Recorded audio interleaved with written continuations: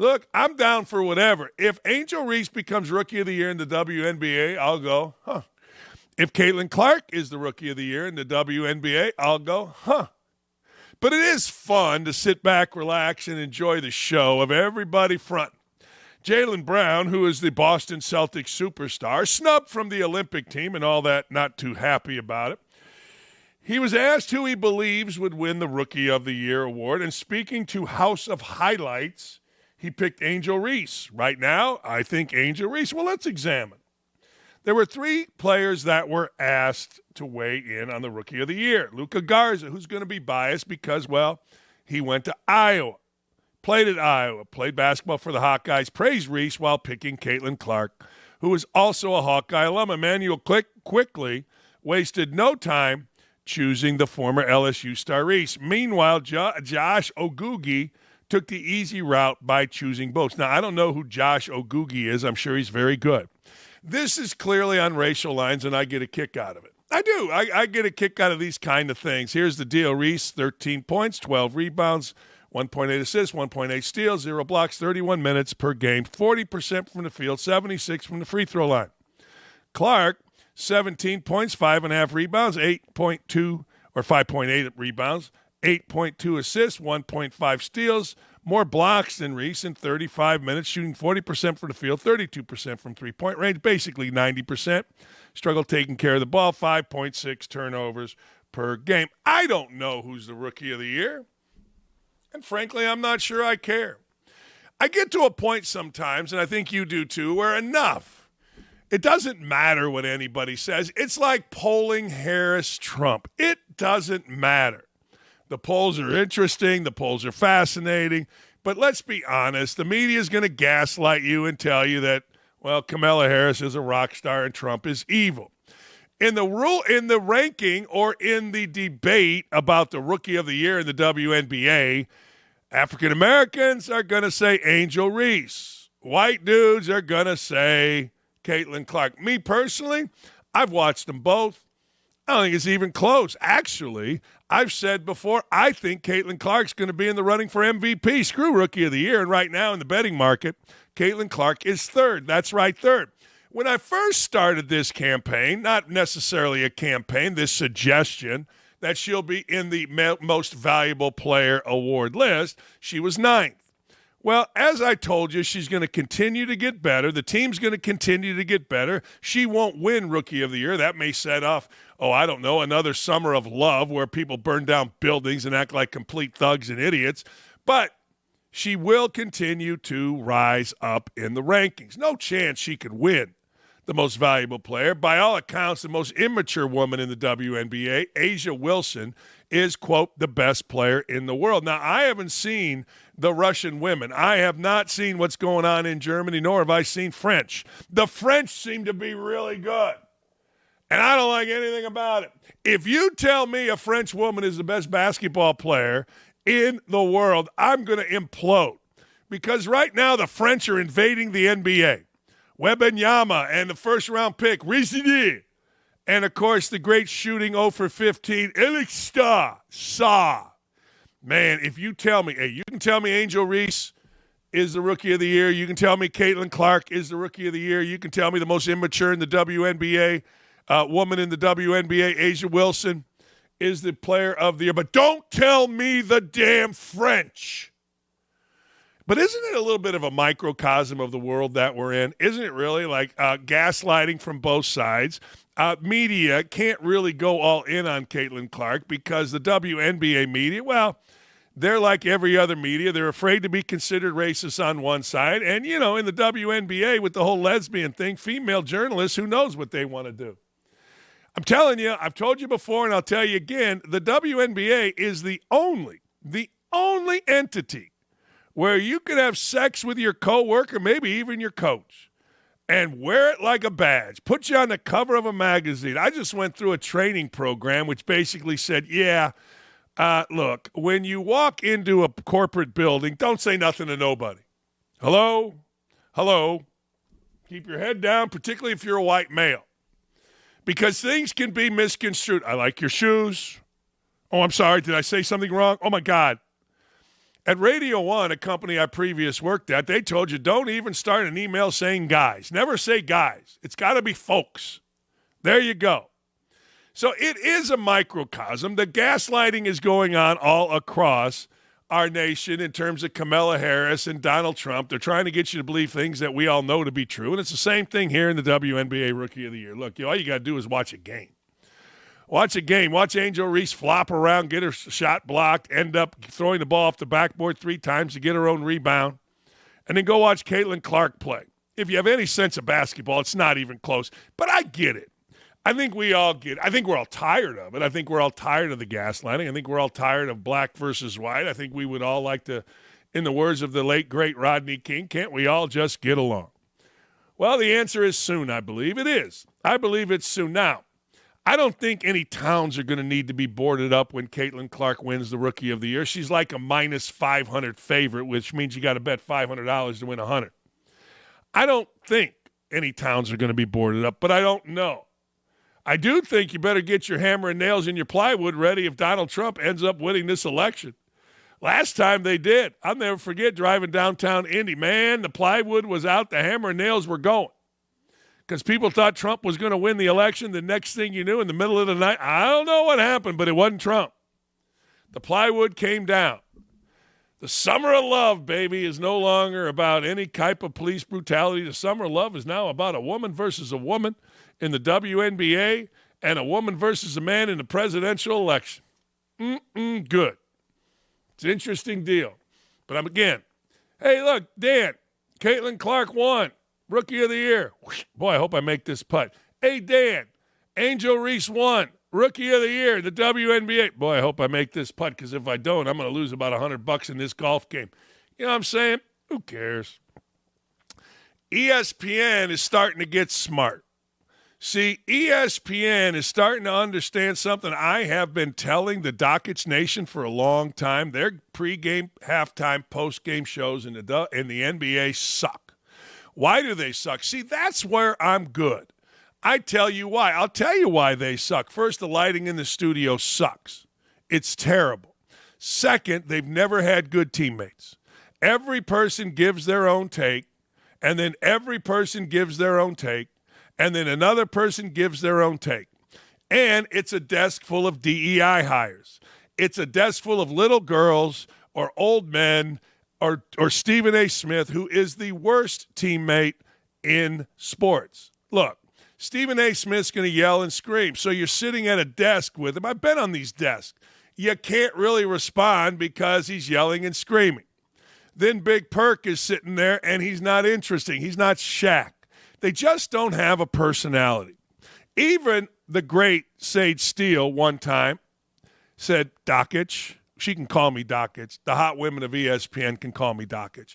Dakich, our show sucks. She's right. Bad teammates. Charles Barkley, best teammate.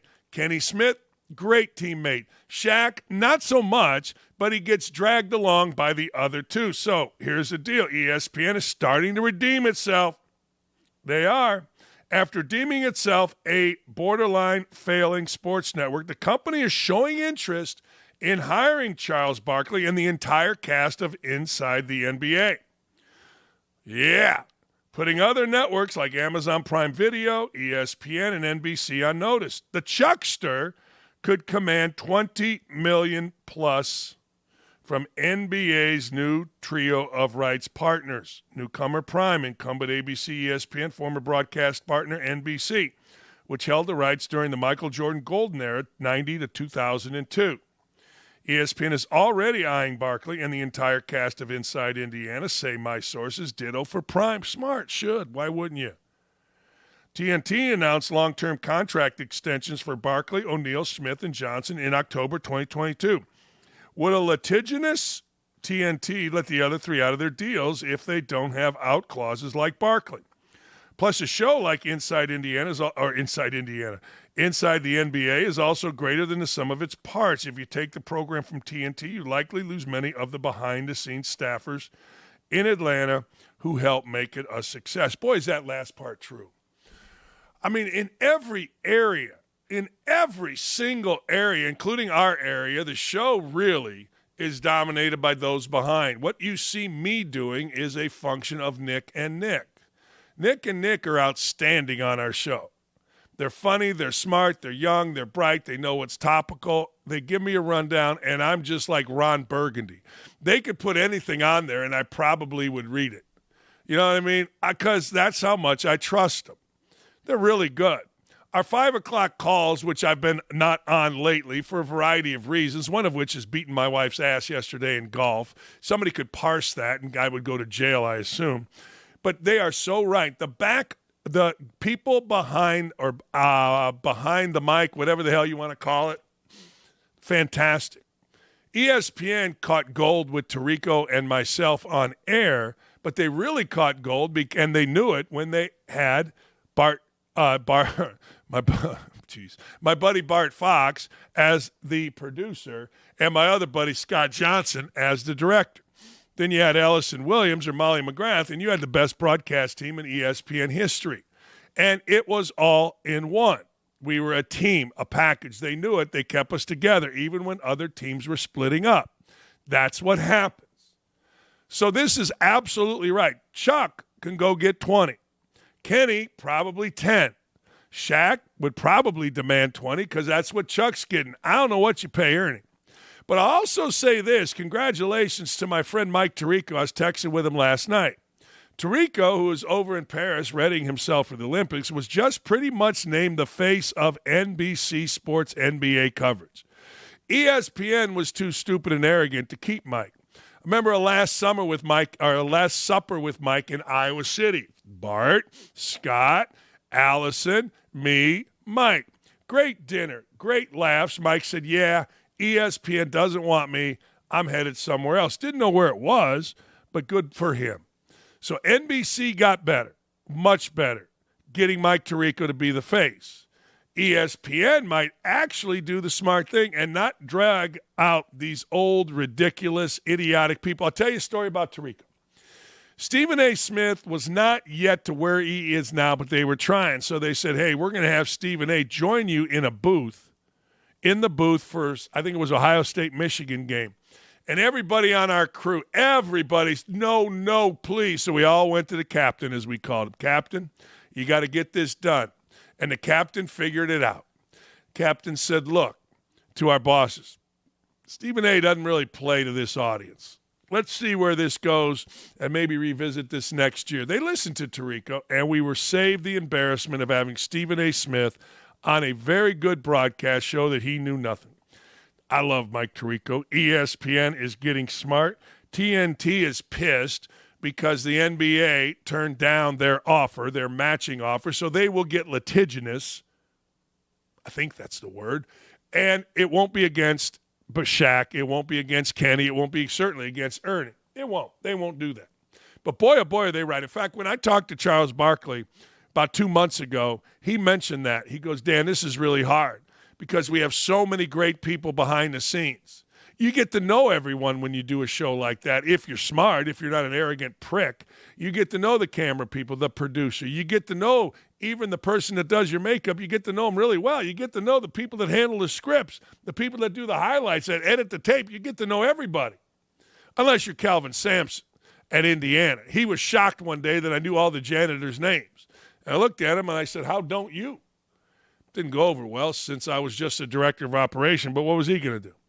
Anyway, that's the deal. TNT gone as of right now. ESPN smart. See, that last thing about this, ESPN Bet. ESPN Bet has zero basically market share in the betting world. ESPN Bet that the name ESPN would make ESPN Bet bigger than DraftKings, bigger than FanDuel, bigger than MGM, or you name a betting outlet. Well, it didn't. The name ESPN doesn't carry what it did, and everybody is starting to see what I've been telling you for years. These shows suck. They do. Good for ESPN to try to get them back. Saints GM Mickey Loomis, according to ESPN writer John Sigler, is unqualified to comment on the franchise after Sigler wrote an article that I like this. No, wait, let me go back on this. This I like. Mickey Loomis, the general manager of the New Orleans Saints, says ESPN writer John Sigler is unqualified to comment on the franchise after Sigler wrote an article that ranked the Saints having the 31st ranked brightest future out of 32 teams. Yeah, this is old school Bill Polian against Mel Kiper. Or what was his name? I forget, the gray-haired guy against Mel Kiper when there was a draft. Bill Tobin. Yeah, this is the stuff I like. I don't care. I don't care about what the other media people say because most of them are unqualified. They have the right to their opinion, but they're not qualified to be critical. I don't ask them for advice, so why would I pay attention to a critique from them? See, now critics are going to say, well, he's obviously paying attention. Well, he's asked a question. And he's right. You really think Mina Kimes is qualified to talk about a team? The inner workings of an NFL team? Of course not. Now, Mike Tannenbaum is. Mike Tannenbaum worked. He understands. But I've not met yet one person, maybe Tirico, maybe, that truly understood the inner workings of a team. I really haven't. If they didn't coach or they didn't play, people get mad at me. That's offensive to a lot of my friends. I got one of my buddies telling me about his great coaching of 7-year-olds. I'm like, look, dude, it's a little different. And he got offended. Everybody gets offended because everybody thinks they know the team. Everybody thinks they know the coach. Everybody thinks they know how to do it. Well, they don't. They don't. And look, Loomis is not wrong. And I support Loomis in this.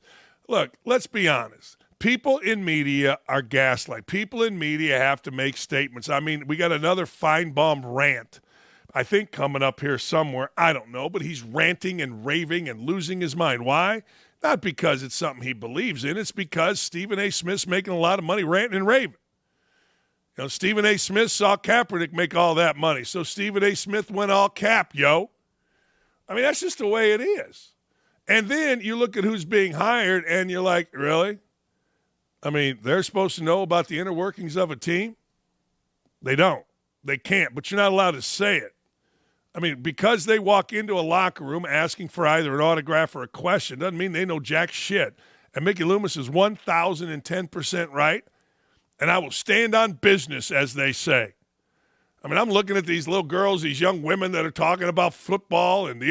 Great, tell me about a trade, fine. You got information on a team, great, but don't tell me the inner workings. Don't tell me what really happens. Stop it.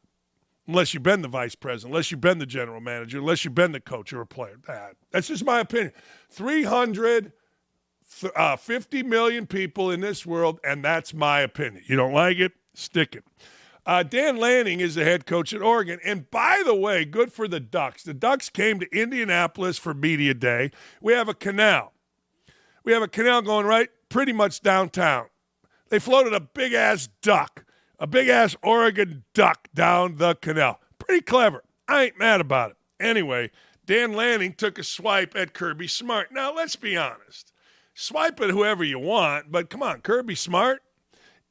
Let's read why, and then maybe you'll find out. While appearing on Pat's show, McAfee's show, after Smart made comments at SEC Media Days that he wished he had Phil Knight and Nike giving him unlimited NIL money. Here's Dan Lanning, the coach of Oregon. We don't have that yet. I think it's impressive that, guys like Kirby have been signing the number one class in the nation without, any NIL money this entire time. So impressive. No. Hey, obviously, Coach Smart took a little shot at us. I don't think it's a serious. If you want to be a top 10 team in college football, you better have great support. We have that, but it's not. It's 1 + 1 + 1, right? It's also the 34 or 300 teams that we went to this spring to visit. It's the 23 satellite camps. It's when they come to your campus. It's our staff. It's our alignment with our entire university that makes, recruiting work. You and Coach Smart don't know each other very well. We know each other well. Well, that's all bullshit. I mean, any more great players don't give a rat's ass about the facility or the dorm. They want to know what the number is. That's what they want to know. And look, if I had unlimited sources, and I don't know whether Dan Lanning does at Oregon. I have no idea. But if I did, I'd say damn right we do. You're damn right. You ever seen Nike? Big company. You ever see Phil Knight, one of the richest men in the world, certainly one of the richest men in America? You come here, We got unlimited, baby. I'd do that instead of getting petty. Or if I were going to, rip on Kirby Smart, I think I would do it about the undisciplined punks they have on their team driving cars really fast. 2 people are dead. I would go at that. I'd be like, look, Kirby got a lot to worry about, particularly discipline in his program, because his program's a freaking mess. Now, I don't give a damn if they win national championships, but you know what? Georgia's making us all look bad. Georgia is winning, so people are paying attention. And guess what? His team is embarrassing college football. 2 people are already dead. He doesn't seem to have a handle on his team, and that's embarrassing. So instead of worrying about us and what kind of money we have, which, by the way, we have a ton. This is me talking as Dan Lanning. Kirby ought to worry about what in the hell's going on in his program. I don't know. I don't worry about it. But, man, oh, man, I'm tired of reading about it. That's what I'd say. What do I know? For the last time, everybody, Mina Kimes is not a DEI hire. She is a qualified former – wait, what? What? Former what? NFL – what? I don't even know what the hell she did. I assume because she's a woman, a little bit Asian, I assume, or a lot of bit Asian, I don't know. I assume that she is the preeminent DEI hire. She's gold. She did what Ryan Clark did, made it out to seem like there was a bidding war for her. Good for her. And she's just not going to take it anymore. She's not. Dang it. I'm not a DEI hire. I'm the former what? Of where? What team? Of course she's a DEI hire. What's wrong with you? I mean, look, if you're going to, don't try to gaslight me. Don't be gaslighting me. Here's the thing.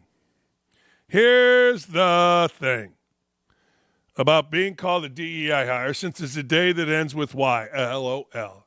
She's got all the little cute sayings. It means nothing. Right, it doesn't. So don't get mad about it. 99% of the people who say it are using it indiscriminately as a stand-in for what they really want to say. That's the company line on DEI hires. So what do people really want to say? Well, I'll say it. You're unqualified. You were hired because you're a woman of Asian descent. I mean, that's what I really want to say. Is that so bad? I don't know. But, I mean, look, great. I mean, every dude defends you. I mean, you got every little millennial wrapped in the palm of your hand. You've done a great job with that. But nobody's going to listen to you for actual football information. No one's going to say, well, I wonder what Mina Kimes thinks about the Colts. I heard what Mina Kimes thinks about the Colts, and it was gibberish. It was uninformed gibberish. So I don't know enough about other teams. I admit I don't know enough about other teams, but I know a lot about the Colts. And when I heard her take on the Colts, I just assumed that her take on every other team is gibberish. There's nothing wrong with being a DEI hire. I was hired here because of my handsomeness.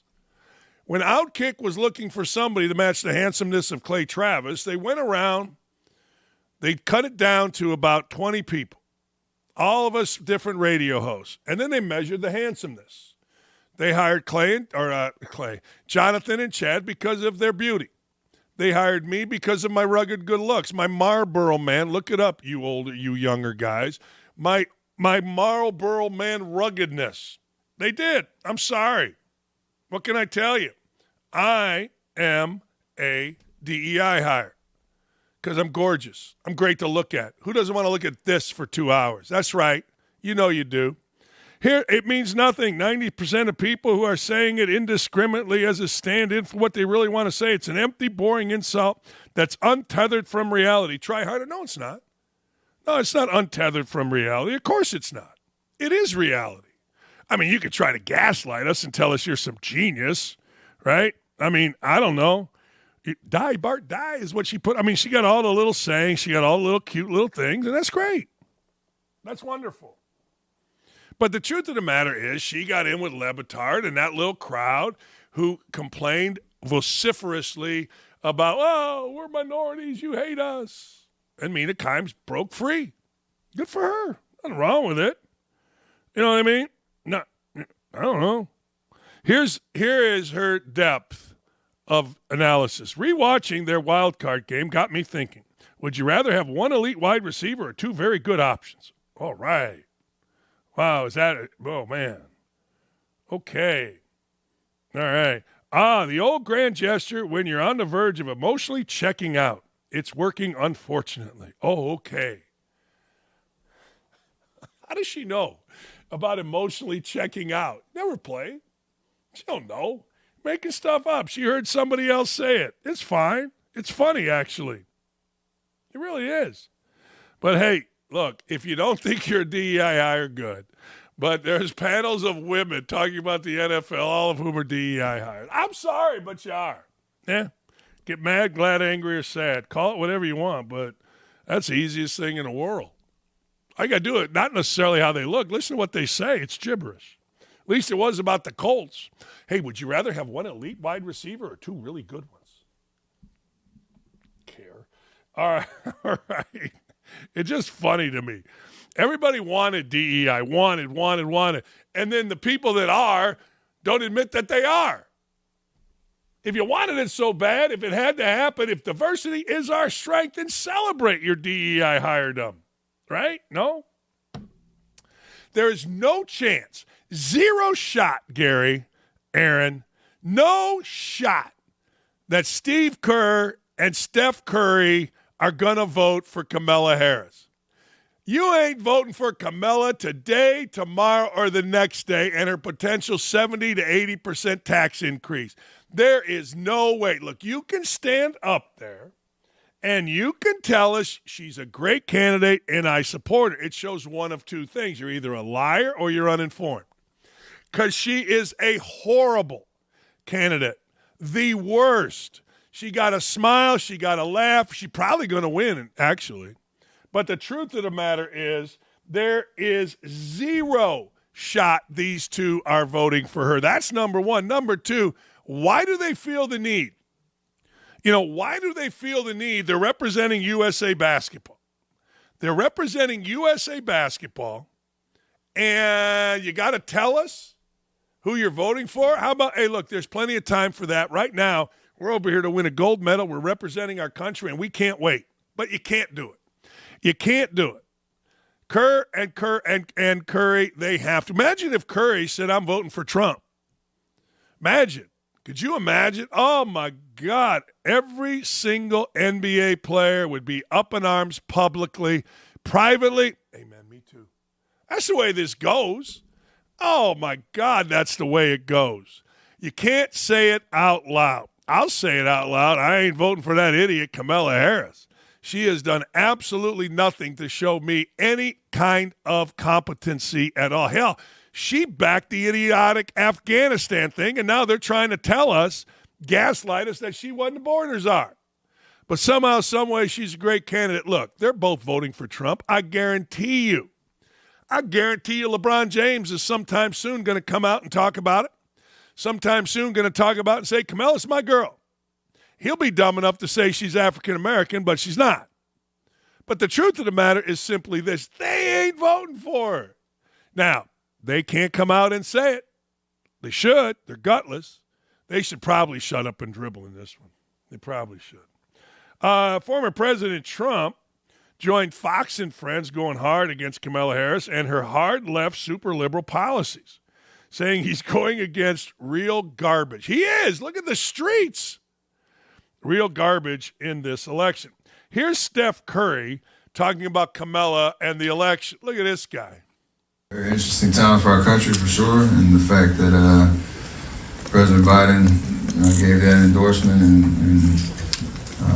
Vice President Harris is primed to bring her energy to this campaign and hopefully, if she's on the ticket winning the election, like it's a big deal to say the least. She represents the Bay Area. She's been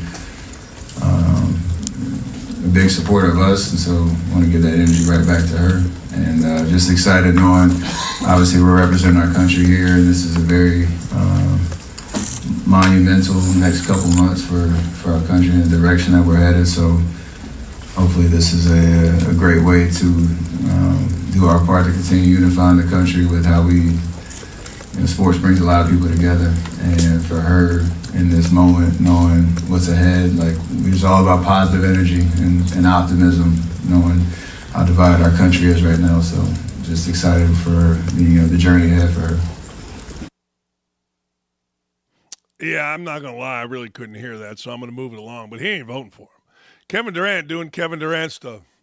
I love Kevin Durant. He's such a brooding dude. It's awesome. Here's Trump talking about going against real garbage. I get a kick out of one thing. They say, sir, be nice. You just got hit with a bullet. Maybe he's changed. Be nice. And I'd love to be nice, but I'm dealing against real garbage.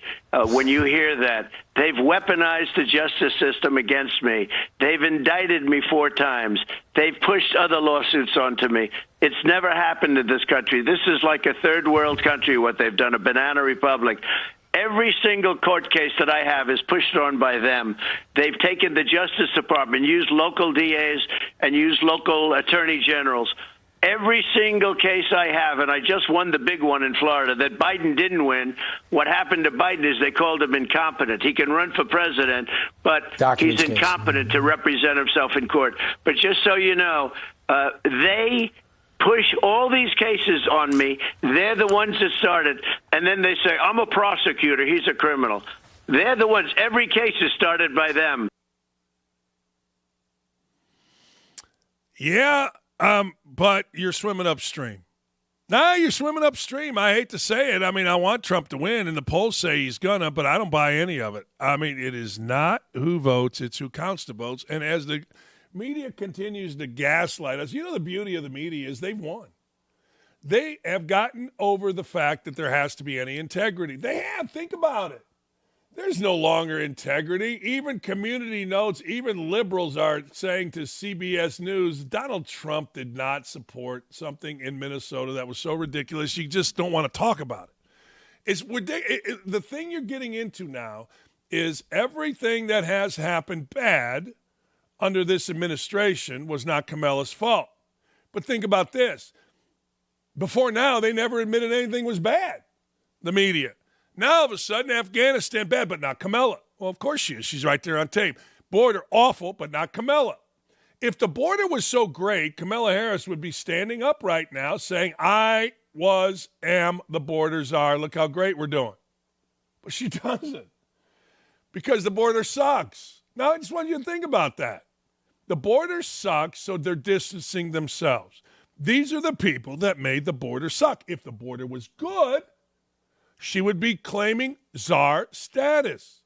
So what has happened here in the last few days while we're trying to make Kamala Harris first separate from Joe Biden and second a rock star is everybody in the media unknowingly by doing this is admitting that the country is in a shit place because of Biden and Harris. You see the logic? Do you? If Afghanistan was great, if the pullout was great, guess what? Kamala Harris would not be trying to distance herself. The media would not be trying to distance her from it. But it was a botched, horrific maneuver that cost many American lives. So they're distancing her from it. Again, the border is a mess. And she was the czar. And now she's distancing herself for her, all the while telling us the border is not a mess. So if the border is not a mess, then you should claim to be the czar. It's weird. It's disingenuous to do it both ways. I'm not the czar, but the border is great, which is what she says. It's lunacy what's happening out here. It is absolute lunacy. Period.